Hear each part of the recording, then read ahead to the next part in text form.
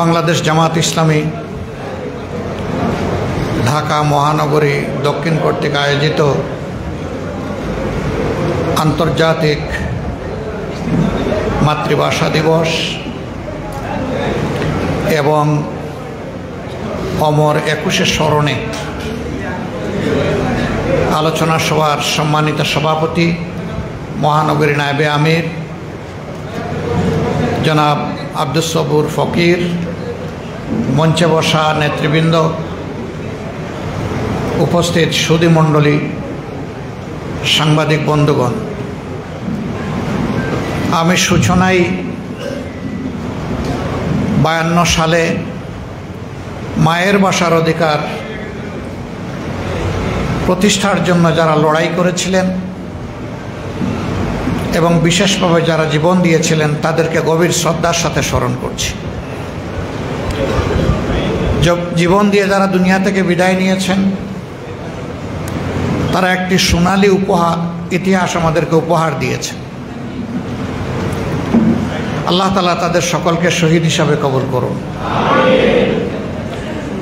আমার জানা মতো খ্যাতিমান সৈনিকদের, ভাষা সৈনিক যারা ছিলেন, একজন ছাড়া তারা সকলেই দুনিয়া থেকে বিদায় নিয়েছে। মানুষ হিসাবে তাদের সকল ভুল ত্রুটি আল্লাহ তাআলা ক্ষমা করে দিন এবং তাদেরকে আল্লাহ তাআলা তার জান্নাতের মেহমান হিসাবে কবুল করুন। রেখে যাওয়া ইতিহাসের দায়িত্বশীল পাঠক হিসাবে এই জাতিকে পাঠ এবং শিক্ষা নেওয়ার শক্তি আল্লাহ তাআলা দান করুন। অন্যায়ের বিরুদ্ধে প্রতিরোধ তৈরির যে শিক্ষা এবং চেতনা তারা এই জাতির সামনে রেখে গিয়েছেন, বিশ্বের বুকে বাংলাদেশ নামের রাষ্ট্রটি যতদিন বেঁচে থাকবে তারাও অনন্তকাল যুগের পর যুগ ধরে এদেশের সমস্ত অধিবাসীর কলিজা এবং হৃদয়ে তারা বেঁচে থাকবেন। কিন্তু আফসোসের কিছু জায়গাও থেকে যায়। মাঝে মধ্যে দেখবেন ৫২তে যারা জীবন দিয়ে বিদায় নিয়েছেন, ইতিহাস রচনা করেছেন, অধিকার আমাদেরকে দান করে নিজেরা নিজেদের জীবনটাই দান করেছেন, তাদের পরিবারের অনেক সদস্য এখন আর বোধহয় কারো মা জীবিত নেই আমার ধারণা। এটা ৭-৮ বছর আগে দেখেছিলাম বরকতের মা বড় কষ্টে আছে, কিন্তু তাদের পরিবারের সদস্যরা অনেকেই কষ্টে আছে। কেন?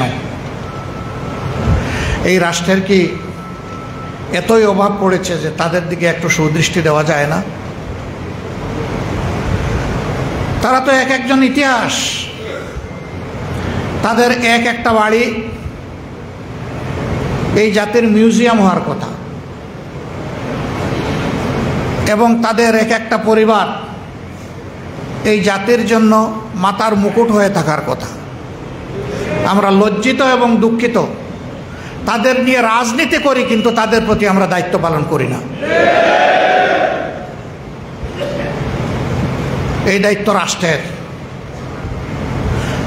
জনগণ রাষ্ট্র চালায় না, একটা সরকার রাষ্ট্র চালায়। যুগ যুগ ধরে যারা সরকারে ছিলেন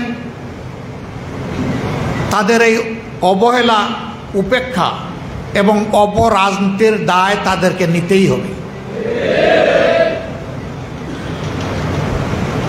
বর্তমান সরকার যদিও কোনো রাজনৈতিক সরকার না, দলীয় সরকার না, নির্বাচিত সরকার না, তারপরেও এটা জন আকাঙ্ক্ষার সরকার। তারা যতদিন আছেন তাদেরকে অনুরোধ করব, ইতিহাসের এই অচলায়তন আপনারা ভেঙে ফেলুন, সম্মানের সাথে তাদের কাছে যান, পরিবারগুলোকে সম্মানিত করুন। ৭১ যারা শহীদ হয়েছেন, ১৬ ডিসেম্বর, ২৬শে মার্চ, এই জাতি মোটামুটি তাদেরকে স্মরণ করে কতটা মর্যাদা দিতে পারি সেটা অবশ্যই আলোচনার বিষয়। অনুরূপভাবে ৫২ ভাষা আন্দোলনে যারা জীবন দিয়েছেন, অন্তত ২১ ফেব্রুয়ারি বা ৮ই ফাল্গুন, যেটাই আপনারা মানেন, সেই দিনটায় তাদেরকে একটু কাছে টানেন, বুকে টানেন, সম্মান দেখান।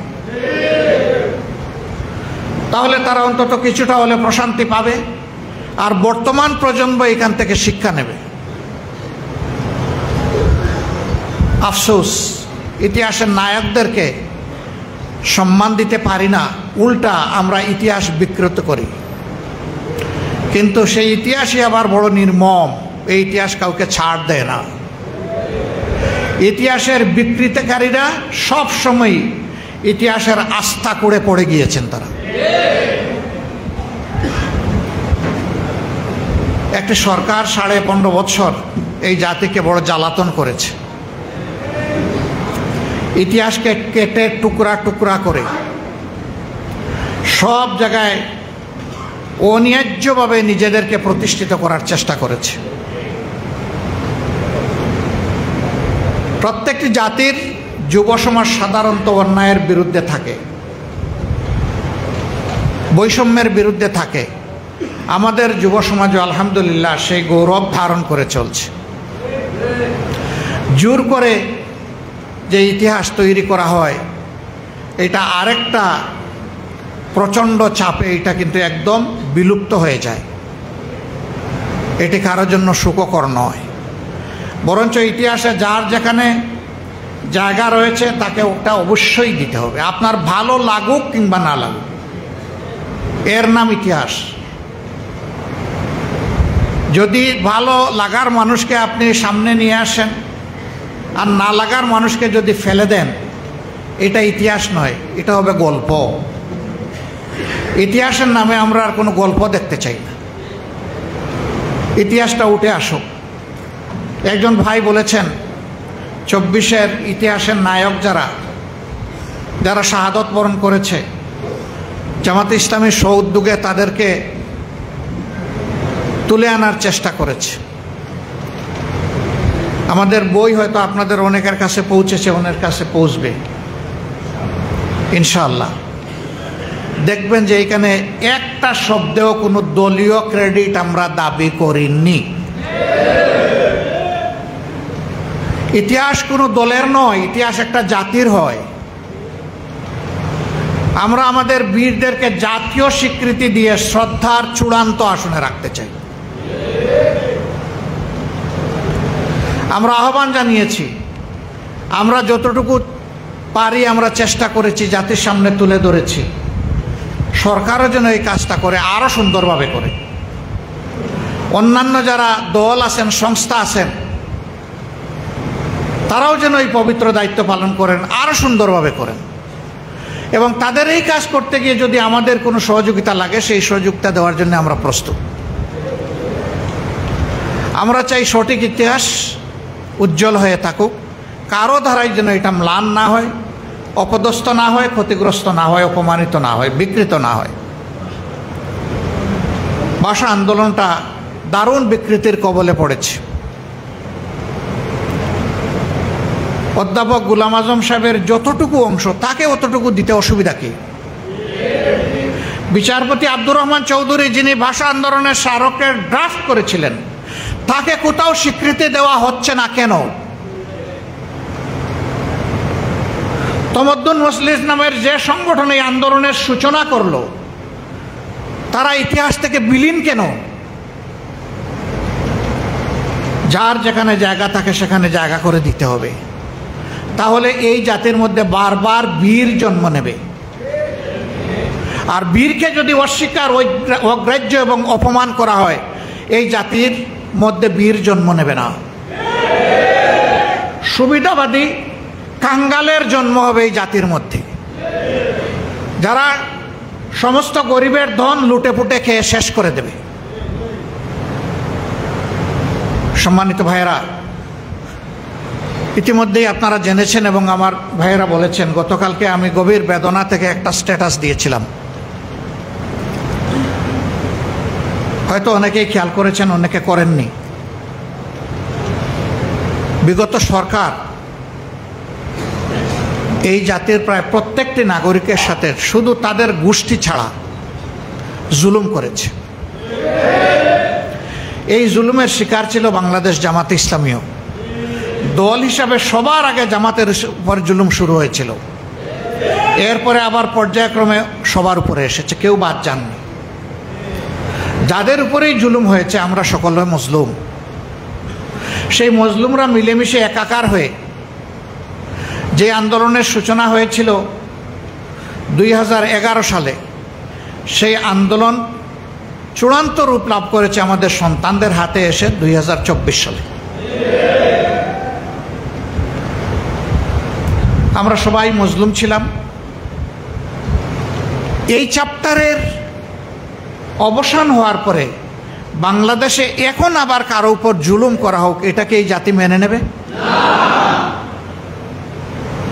আমাদের যে দায়িত্বশীলগুলাকে মিথ্যা অপবাদ দিয়ে, শতভাগ মিথ্যা অপবাদ দিয়ে, বিচারের নামে ক্যাঙ্গারু কোর্ট বসিয়ে মিসক্যারিয়েজ অফ জাস্টিস করে যাদেরকে জুডিশিয়ালি মার্ডার করা হয়েছে তাদের জীবন কি কেউ ফিরিয়ে দিতে পারবে? একে একে সবাইকে বিদায় করা হয়েছে। একজন আল্লাহর বান্দা বেঁচে আছেন। আজকে পট পরিবর্তনের 6টি মাসের অধিক হয়ে গেল, 7ম মাসে আমরা পড়ে গেছি। এখন পর্যন্ত কেন তাকে বন্দি হালতে থাকতে হবে? বঙ্গভবনে 5 তারিখ সুনির্দিষ্টভাবে 2-1 জনের কথা বলেছিলাম আমরা, এবং নির্বিশেষে সমস্ত মুসলিমদেরকে মুক্তি দেওয়ার কথা বলেছিলাম। হ্যাঁ, ওই সময় যাদেরকে বন্দি করা হয়েছিল তাদেরকে মুক্ত করে দেওয়া হয়েছে, কিন্তু এর চাইতে বেশি জুলুম যাদের উপর করা হয়েছে তাদের একজন শুধু কেন জেলের ভিতরে থাকবেন? মনের এই কষ্ট থেকে আমি বলেছি যে আমার এখন আর বাইরে থাকার কোনো সার্থকতা নেই। আমি নিজেও এখন এর প্রতিবাদে জেলে যেতে চাই। আমি স্বেচ্ছায় যাব, সরকার যেন আমাকে জেলে পাঠানোর ব্যবস্থা করে।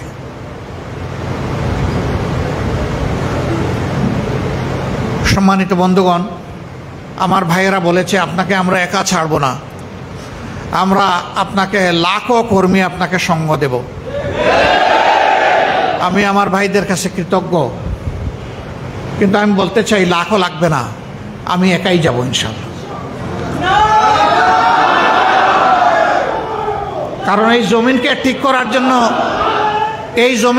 করার জন্য আমার সহকর্মীদেরকে বাইরে থাকতে হবে। সবাই ভিতরে গেলে এই জমিনের জঞ্জাল পরিষ্কার করবে কে? আমার সহকর্মীরা থাকুক, জঞ্জাল পরিষ্কার করুক, আর আমি মুসলিমের প্রতীক হিসাবে, প্রতিবাদ হিসাবে আমি জেলে চলে যাই। কারণ ফ্যাসিস্ট সরকার তো আমাকে দফায় দফায় জেলে নিয়েছে। আমাকে আগের দিন নিচে পরের দিন ছেড়েছে এমন কোনো ইতিহাস নেই। আজ বন্দি করেছে 2 মাসের, 1 মাসের মাথায় ছেড়ে দিয়েছে এমন কোনো ইতিহাস নেই। আমাকে দীর্ঘ সময় জেলে রেখে পরীক্ষা নিরীক্ষা করেছে। ফ্যাসিস্ট আমলে আমি জেলে গিয়েছি, সেই অভিজ্ঞতা আমার আছে। এখন এই দুনিয়াবাসী, দেশবাসীর সাক্ষী থাকুক, ফ্যাসিজমের বিদায় নেওয়ার পরেও সেই একই ব্যক্তি আবার জেলে যাচ্ছে। আমার সম্মানিত ভাইয়েরা, হ্যাঁ, ইতিমধ্যে বিভিন্ন মহল থেকে আমাকে অনুরোধ করা হয়েছে যে অনেক ধৈর্য ধরেছেন, আরো একটু অল্প ধৈর্য ধরুন। আমরা রাষ্ট্রে কোনো বিশৃঙ্খলা সৃষ্টি করতে চাই না, কিন্তু আমাদের সাথে কেউ যদি খেলেন তাহলে আমরা কারো দাবার গুটি হব না।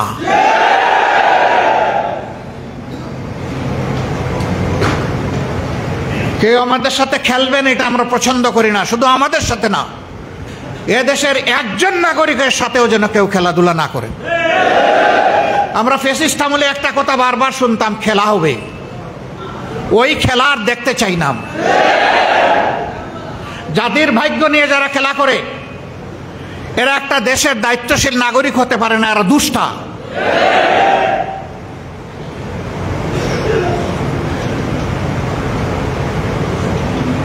একুশ আমাদেরকে যে সবক দিয়ে গিয়েছে, শিক্ষা দিয়ে গিয়েছে, যেখানেই অন্যায় সেখানেই প্রতিরোধ।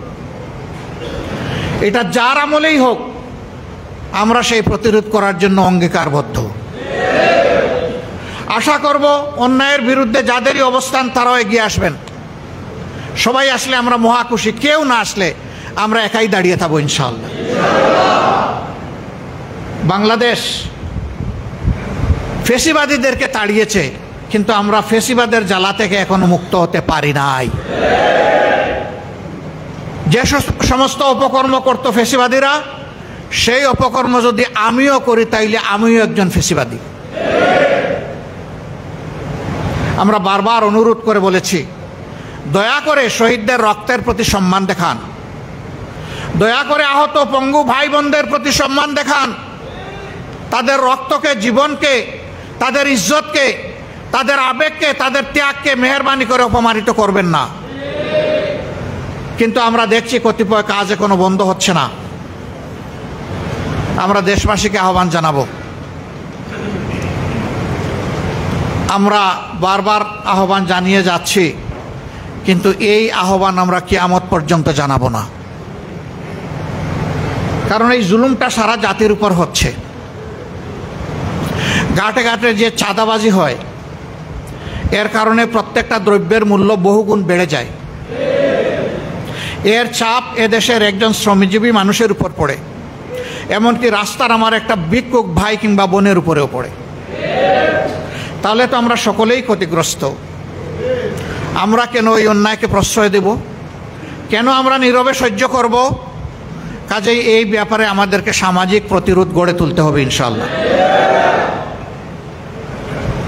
তার আগে আমি সকল মহলকে, আমি কোনো দল, কোনো গোষ্ঠী, কোনো ব্যক্তিকে এই কথা বলছি না। এই কাজে যারাই আছেন তাদের কোনো দলও দেখতে চাই না, কোনো গোষ্ঠীও দেখতে চাই না। বিনয়ের সাথে বলি যে এই কাজ বন্ধ করুন, জাতিকে স্বস্তির সাথে বাঁচতে দিন, সামনে এগিয়ে যেতে দিন। আবার যেন ফ্যাসিবাদের নূতন ধারা অধ্যায় তৈরি না হয়, তার থেকে ফিরে আসুন। ফিরে না আসলে ভাই আমাদের লড়াই অব্যাহত থাকবে ইনশাআল্লাহ। আমরা এই লড়াই বাদ দেব না। আমরা অবিরাম চলা সৈনিক। আমি দুনিয়া থেকে চলে যেতে পারি, কিন্তু এই কাফেলা, ন্যায়ের এই কাফেলা থাকবে ইনশাআল্লাহ। আমাদের নেতৃবৃন্দকে এইভাবে বোধহয় নির্মমভাবে হত্যা করা হতো না, আল্লাহ ভালো জানেন। অবশ্য হায়াত যে যতটুকু নিয়ে এসেন ততটুকুই, রিজেক্ট যার যতটুকু অ্যালটেড অতটুকুই, এটা বাড়বে না, কমবে না। কিন্তু কারো কারো আমরা আক্রোশের শিকার হয়েছিলাম। আমাদের ঘাড় নরম করার চেষ্টা করা হয়েছে, আমাদের মাথা নত করানোর চেষ্টা করা হয়েছে। মহান আল্লাহ আমাদেরকে সাহায্য করেছেন। আমাদের নেতৃবৃন্দ হাসতে হাসতে ফাঁসির তক্তার উপরে দাঁড়িয়েছেন, কিন্তু আল্লাহ ছাড়া কারো কাছে মাথা নত করেন নাই। এটি আমাদের সবক, এটি মুমিনদের সবক। তাদের এই শিক্ষা আমরা বুকে শ্রদ্ধার সাথে ধারণ করি। মাথা উঁচু করে তারা জীবন দিয়ে হলেও লড়াই করতে হবে, এই শিক্ষা আমাদেরকে দিয়েছেন। আমরা 21-এ আজকে আবার নতুন করে অঙ্গীকার নিচ্ছি। আমরা ইনশাআল্লাহ ন্যায়ের উপর অন্যায়ের বিরুদ্ধে আমাদের এই লড়াই মাথা উঁচু করে আল্লাহর সাহায্য নিয়ে অব্যাহত থাকবে। আগামী দিনের একটি মানবিক কল্যাণ রাষ্ট্র গড়ার জন্যে আল্লাহর দ্বীন এবং কোরআনের ভিত্তিতে, যা আল্লাহর দেওয়া সনদ এবং বিধান, এর ভিত্তিতে দল, ধর্ম, জাতি, বর্ণ নির্বিশেষে আমরা সকলের সহযোগিতা চাই, দোয়া চাই, ভালোবাসা চাই, সমালোচনাও চাই। ভুল করলে অবশ্যই সমালোচনা করবেন, ধরে দেবেন। তবে হ্যাঁ, জোর করে আমাদের নামে কোনো ভুল কেউ তৈরি করলে সেটা আমরা মানব না। আমরা যেটা বলি না, যেটা করি না, সেটা যদি আমাদের নামে চালান দেওয়া হয়, তাহলে ওর প্রতিবাদ করা আমাদের দায়িত্ব হবে। আমাদেরকে আপনার ভাষায় সমালোচনা করুন, কোনো সমস্যা নাই, কিন্তু বিষয়ের সত্যতা থাকতে হবে, যথার্থতা থাকতে হবে। তবেই আপনি বড় ধরনের সাহায্য করবেন আমাদেরকে। আমরা সেই সাহায্য আপনাদের কাছ থেকে চাই। আজকের এই আয়োজন তখনই সার্থক হবে যদি সত্যি অন্যায়ের বিরুদ্ধে মাথা উঁচু করে এই জাতি সামনে এগিয়ে চলার অঙ্গীকার নিতে পারে। তাহলে এই আলোচনা সার্থক, এই দিবস পালন সার্থক। না হলে যত আয়োজন যত দিক থেকে করা হয়েছে, এগুলা শুধুই লৌকিকতা মাত্র। আসুন লৌকিকতায় নয়, বাস্তবতায় আমরা ফিরে যাই। আল্লাহ তাআলা এই অঙ্গীকার নেওয়ার তৌফিক আমাদেরকে দান করুন। আপনাদের সকলকে আন্তরিক অভিনন্দন, গভীর কৃতজ্ঞতা জানিয়ে আমার বক্তব্য এখানেই শেষ করছি। আল্লাহ হাফিজ।